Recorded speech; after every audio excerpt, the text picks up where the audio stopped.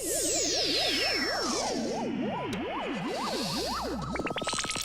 Deviants TV.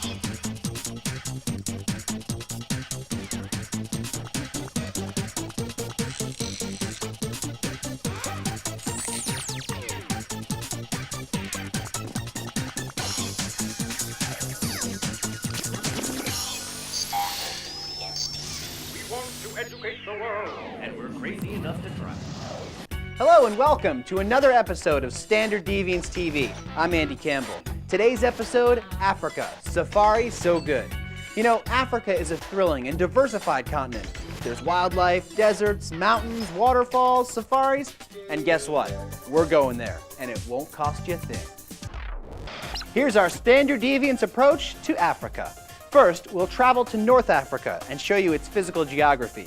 Then we'll make a pit stop so you can meet the early people of North Africa and see how Europe influenced their culture. Then, Sub-Saharan Africa. We'll touch on its physical and human geography, and then we'll check out how this region developed over time. Are you ready? Well, follow me. As you can see, Africa is a massive continent. Right off the bat, we're going to cut it in half into two regions. First, we'll cover the northern half, North Africa, and then we'll discuss the southern half, Sub-Saharan Africa. Okay, North Africa. Are you ready? North Africa is best studied in two sections. We separate them because they have similar but distinct physical geographies, especially the climate, and distinct human geographies, especially the humans. Yes, I guess. The Saharan section runs along the northern edge of Africa, just south of the Mediterranean Sea. The 6 countries here, moving west to east, are Western Sahara, Morocco, Algeria, Tunisia, Libya, and Egypt. The Sahelian section is just south of the Saharan section. It runs in a strip of land from the Atlantic Ocean all the way across the continent to the Red Sea. The 5 countries here, moving west to east, are Mauritania, Mali, Niger, Chad, and Sudan. Now that we know who the players are, let's see what the physical geography of North Africa is.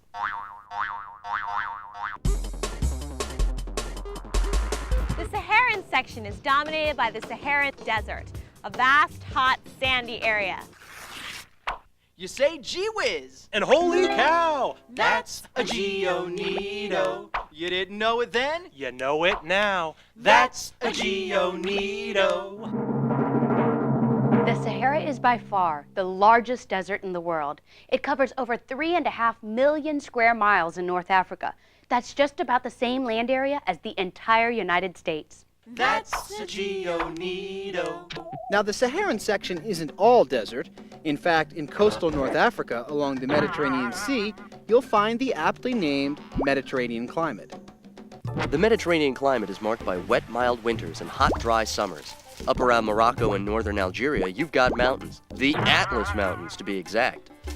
Now, this happens to be just about the only part of North Africa that receives a lot of rainfall. This happens because when air goes up over a mountain, the pressure increases and all the moisture is squeezed out, just like if you were to squeeze a sponge. When you get to the other side of the mountains, you've got a dry sponge and dry land. My friends, it's basic logic. Rain means water, water means crops, crops mean farms, farms mean people, and people mean philosophers. Good day. But hey, let's not forget the overriding physical characteristics of the area. The desert. Freezing temperatures at night, 100 degrees during the day, and miles and miles and miles of all the hot sand you'd ever want to walk across.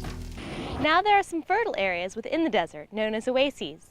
An oasis contains a little grass, maybe some palm trees, and most importantly, water. An oasis occurs when an underground river breaks through the earth and out onto the desert landscape. The Sahara Desert actually has about 80,000 square miles of oases. But it also has 150 square miles of mirages. But wait. The fun doesn't stop here. There are also 2 mighty rivers that run through North Africa. Africa, Africa, Africa, it's the Nile. 4,160 miles of pure river action. It's the longest river in the world. I said it's the longest river in the world. A $29.95 value, but yours free if you live in North Africa. And if you call within the next 20 minutes, we'll throw in the Niger River at no extra charge. Operator standing by. Call now. Some restrictions apply.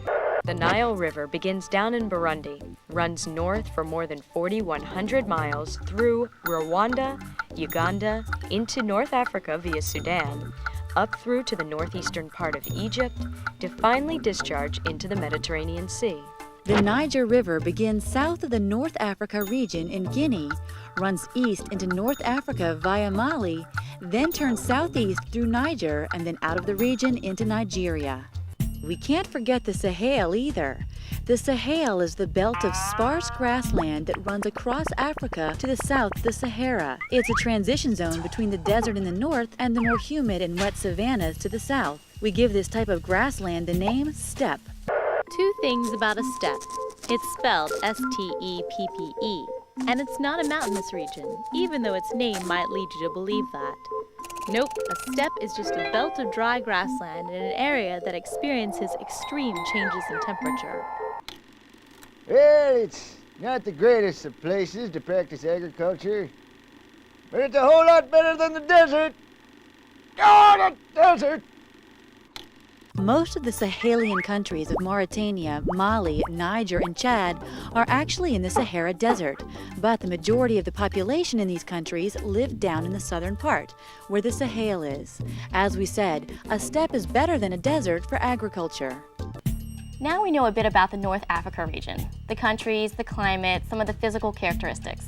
So now let's find out about the people.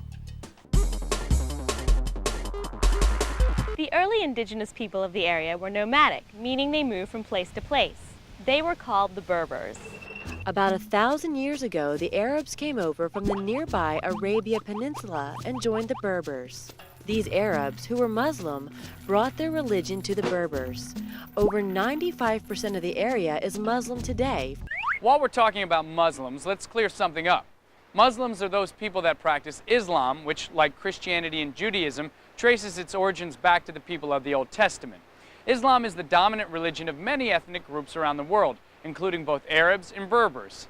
People in this area flock to the water. Let's face it, with this dry climate, there's really not much of an opportunity for people to engage in agriculture, unless they make their way to the wet stuff. Case in point, the vast majority of Egypt's 67 million people live within 10 miles of the Nile.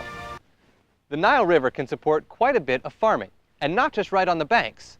That's because irrigation systems from the Nile make it possible to farm the land that's down the road a stretch. If we connect major cities of the area, bing! We see that people do really flock to water.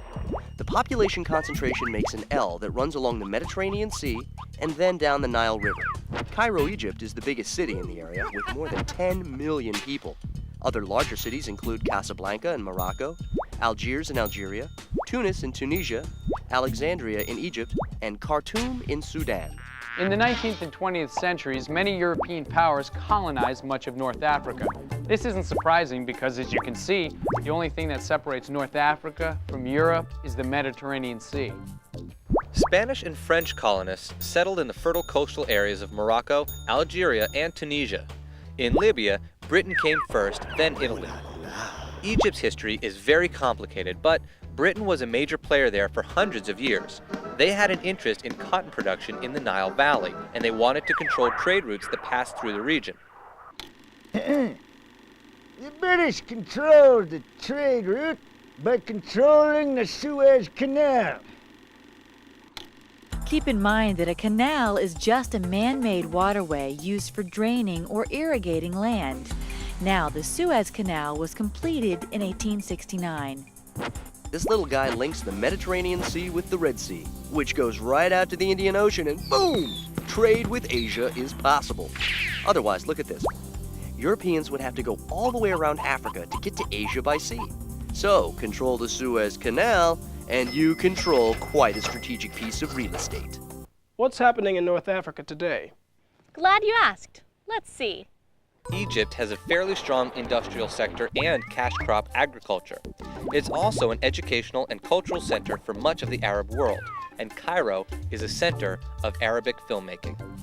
Libya remains dominated by the oil trade due to its large petroleum reserves. Tunisia and Morocco use their fertile land to grow wheat, citrus, and olives, and both are destinations for beach-loving European tourists. Sub-Saharan Africa looks like this. It's south of North Africa right here, and North Africa's dominant physical characteristic, the Sahara Desert. Map time! Sub-Saharan Africa is everything south of this jagged line. There's a lot of stuff down there. Don't worry, we won't try to teach you all of this region in one chunk. We'll break it up into 5 bite-sized bits. The 5 sections are the Horn, West Africa, Central Africa, East Africa, and Southern Africa. The names of the sections are pretty straightforward, except for the first one, the Horn. The Horn? What kind of name is that, anyway? Well, it's called the Horn because the land in this part of Africa juts out into the ocean like a giant horn of a rhinoceros. There are 4 countries in the Horn. Northernmost is Eritrea. Then, moving around the Horn, there's Djibouti, Somalia, and Ethiopia, the largest country in this section, taking up more than half of the land area. The next section of Sub-Saharan Africa is West Africa. Most of West Africa snakes around this little overhang thingy on the coast of the Atlantic Ocean. There are 13 countries in West Africa. Starting in the north, there's Senegal, the Gambia, Guinea-Bissau, Guinea, Sierra Leone, Liberia, the Ivory Coast, often known by its French equivalent, Côte d'Ivoire, Ghana, Togo, Benin, and Nigeria. Notice that all these countries are on the coast. There's also one landlocked country in West Africa, Burkina Faso, here, and one island group, the Cape Verde Islands. We're on a roll, let's keep on moving. The third section of Sub-Saharan Africa is Central Africa, deep in the heart of the continent. There are 7 countries in this region. Starting on the northwest, there's Cameroon, the Central African Republic, the Republic of the Congo, the Democratic Republic of the Congo, Gabon, Equatorial Guinea, and Sao Tome and Principe, 1 country, but 2 tiny islands off the coast. Our next section in Sub-Saharan Africa is East Africa. We find East Africa south of the Horn. There are 5 countries in East Africa. Northernmost is Kenya. Then working around, we find Tanzania, Burundi, Rwanda, and Uganda. We're coming near the end. Hang on. Our final and 5th region is Southern Africa. There are 11 countries in Southern Africa. All right, we just have this lower area to fill in. Starting in the northwest on the Atlantic Ocean, there's Angola. Moving east, Zambia, Malawi, and Mozambique. Starting back along the Atlantic Ocean, we have Namibia, Botswana, and Zimbabwe. Down at the bottom is South Africa. Now, here's a little twist. There are 2 countries within South Africa, Lesotho here and Swaziland here. There's also a large island off the east coast of this section, Madagascar, which is in the Indian Ocean. Let's make another flyby through each region, getting a bit of the flavor of each section. First off, the Horn. The Horn has water on 2 sides, so as you might imagine, fishing is a big part of the economy. This eastern part here is desert, but there are highlands here in western Ethiopia. The highlands are famous for growing coffee and raising livestock. The Horn is just a hop, skip, and a jump from the Arabian Peninsula, and Arabia's influence in this part of Africa has been profound. This influence is apparent in the area's religion. Of the 3 major religions that emerged from Arabia and Southwest Asia, Islam, Christianity, and Judaism are all represented in Ethiopia by substantial indigenous populations. Scooting over to West Africa, we can learn about something old and about something new. First, the old. Many powerful African empires existed in West Africa before any of today's European countries were formed. One of the biggest of these empires was the Empire of Dahomey, based in what's now the country of Benin. The people here also traded with Arabs. How did that happen? Well, a lot of Arabs were migrating westward through the desert, and the trading of goods naturally occurred. And ideas were traded as well. The Arabs of North Africa brought Islam to the people of West Africa. To this day, many of the countries of West Africa have large Muslim minorities, and some countries, like Senegal, are predominantly Muslim. Now for something new. Today, this area is home to one of the world's most populous countries, Nigeria. One other thing. Nigeria is a major exporter of oil. In fact, it's a member of OPEC, the influential Organization of Petroleum Exporting Countries. If we move over to Central Africa, we come to the Africa of popular imagination. You know, large exotic animals strolling across the savannas. Much of Central Africa is tropical rainforest, populated with relatively few people, though the Democratic Republic of Congo has 50 million people. You'd expect such a lush and vegetated land to be great for agriculture, but it's much more complicated than that. True, lots of crops will grow in tropical lands, but there's a hitch. Want to know what it is? Want to know? Want to know? All the nutrients leave the soil and enter the vegetation. That's good, right? Well, sorry. There are no nutrients left in the soil to grow next year's crop. The way around this is to grow your crop, harvest it, then move on to another field the next year. You can go back to the first field in 10 or 20 years and burn the weeds that have grown there. This recycles the nutrients back into the soil, so you can plant your crop again. This system is known as shifting cultivation.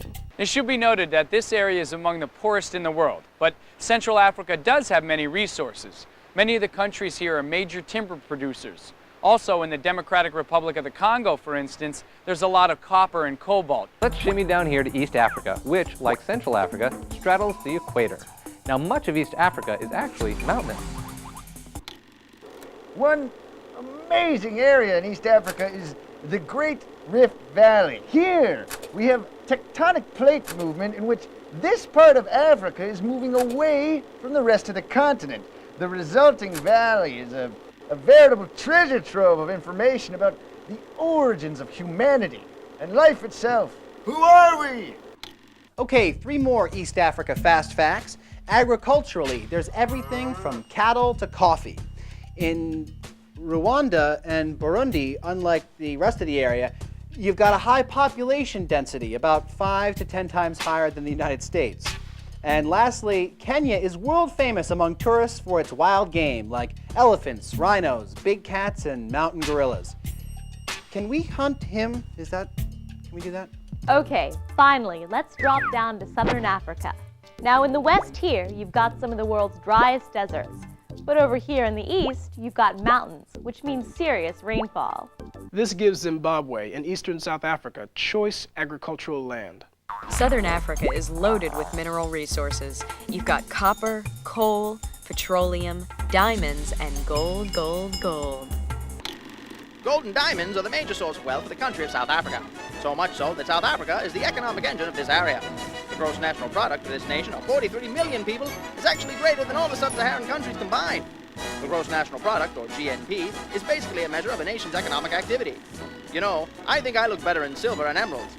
Now that we know a bit of the flavor of sub-Saharan Africa, let's see how this region has developed over time. African history didn't start in 1500 when Europeans began expanding into this continent. For thousands of years before that, Africa was trading with Arabs and with each other. And West Africa and Southern Africa had powerful empires. In the 16th century, when European countries started setting up colonies all over the world, they found Africa a tough nut to crack. First of all, there wasn't a whole lot of room for the Europeans to get into the African trade business. Arabs had pretty much sewn that up. Secondly, the climate, except for the far south, wasn't that great for settlement. Europe just saw Africa as a big chunk of land that you had to get around in order to get to India and China. The European countries did, however, compete to keep each other out of Africa. They set up armed trading posts on the coasts, mostly on the west coast, the closest point to the Americas, and therefore the best location for exporting slaves. They basically left the interior to intra-African and African-Arab trade. There were exceptions, though. In the 17th century, Dutch Protestants, known as Afrikaners, started a colony down around the Cape at the southern tip of Africa to escape religious persecution. Then suddenly, everything changed. Starting around 1870, the European countries were involved in a high-stakes chess match, and Africa was the board. France and Germany seized new colonies to catch up with Britain, who had colonies everywhere else in the world. Spain, Portugal, and Italy got into the mix too. Then, when Britain saw this, it felt compelled to jump in too. After a while, the map of Africa was a mess. To rectify this, the European countries convened the Berlin Conference in 1884 to work out the boundaries of Africa that they would recognize. The problem? Nobody bothered to consult any Africans. In fact, many of the people at the conference in Berlin had never been to Africa and had no idea what they were giving up and taking. But most of these boundaries stuck, even though some lines grouped traditional enemies together and other lines divided major ethnic groups. Dateline yesteryear. Who got what in Berlin is a bit complicated. But in general, Britain got most of southern and East Africa, while France, in addition to their holdings in North Africa, got most of West Africa. Spain, Portugal, Belgium, Germany, and Italy picked up scattered pieces. It should be noted, however, that Liberia, here on the Atlantic coast, had been an independent state since 1847. So, what did the Europeans do with their colonies in Africa? They looked to turn a profit. First, they taxed the land, which forced the indigenous peoples to work in European-controlled mines or plantations to pay the taxes. A favorite tactic used by the colonists to diffuse resistance was to promote a minority ethnic group over the majority. That way, the majority tribe would blame the ruling minority tribe and not the European colonial powers, who ran things from behind the scenes. 3 exceptions to this were in Kenya, Zimbabwe, and South Africa, which were settler colonies. Here, a small group of Europeans ruled the area, much like mini-empires. Okay, that's the basic colonial period from about 1870 to about 1960. Things during this time were basically business as usual, with the exception that the Germans were forced to give up their colonies after World War I. These colonies were then picked up by the other colonial powers. During this time, the Europeans realized that Africa was a treasure chest of mineral resources. Coal, gold, and diamonds in South Africa, diamonds in Namibia and Botswana, coal and bauxite in Zimbabwe, copper in Central Africa, and even oil in Gabon and Nigeria. The continent was loaded. Well, long story short, after World War II, global politics had changed. And starting with Ghana in 1957, most of sub-Saharan Africa became independent by the early 1960s. There were exceptions, but hey, there's always exceptions, like the Portuguese colonies, Angola, Mozambique, Cape Verde, and Guinea-Bissau, which didn't gain independence until 1974, and South Africa, where the Afrikaner-led government, although independent from any European country, refused to share power with the African majority until 1996. Okay, that puts us up to speed with the development of sub-Saharan Africa. But what about some of the issues confronting the region today? In many ways, sub-Saharan Africa is still struggling with the legacy of colonialism, when a lot of the natural and human resources were exploited rather than developed. 2 of the main problems we'll touch on are 1, multi-ethnic tensions, and 2, acquired immune deficiency syndrome. Remember that conference in Berlin? The Europeans just drew lines across the map without African input. Boundary lines were drawn that went right through the middle of existing African nations, and, in other cases, groups that had a long history of problems with each other were pushed together into one colony. With independence, this one colony became one country, but within that country you've got many ethnicities. Ethnicities may not have gotten along with each other historically, or the colonial powers had favored one party over the others. This has an effect on the economy, as outside investors are wary of investing money where they aren't sure who really controls the country. More recently, a new scourge has ravaged sub-Saharan Africa, acquired immune deficiency syndrome, or AIDS. The disease has spread throughout this region quicker than any other area, and the facts are harrowing. Over 2/3 of the world's people with HIV, that's the virus that causes AIDS, live in sub-Saharan Africa. Through the end of the 1990s, almost 14 million people in Africa had died of AIDS-related deaths. That's 85% of the world's AIDS-related deaths. Those are some of the issues sub-Saharan Africa is wrestling with. Well, the show's almost over, but before we go, let's have a quick review. The Saharan countries are dominated by the Sahara Desert. One of the main features of the Sahelian countries is the Sahel, a sparse grassland that acts as a transition from the Sahara Desert in the north to the more humid savannas to the south. Because much of the region is desert, or at best steppe, people tend to concentrate themselves around the major waters of the area. North Africa has been populated by nomadic peoples, including the Berber and the Europeans. Sub-Saharan Africa consists of 38 countries located in 5 sections: the Horn, West Africa, Central Africa, East Africa, and Southern Africa. The history of sub-Saharan Africa is just as varied, what with empires in the West and Southern Africa, Arab Islamic influences in West Africa and the Horn, and European colonization that began on the coasts and then spread throughout the entire region. Well, friends, this is where we get off. We had an action-packed adventure, don't you think? I'm Andy Campbell saying thanks for watching Standard Deviants TV. We'll see you next time.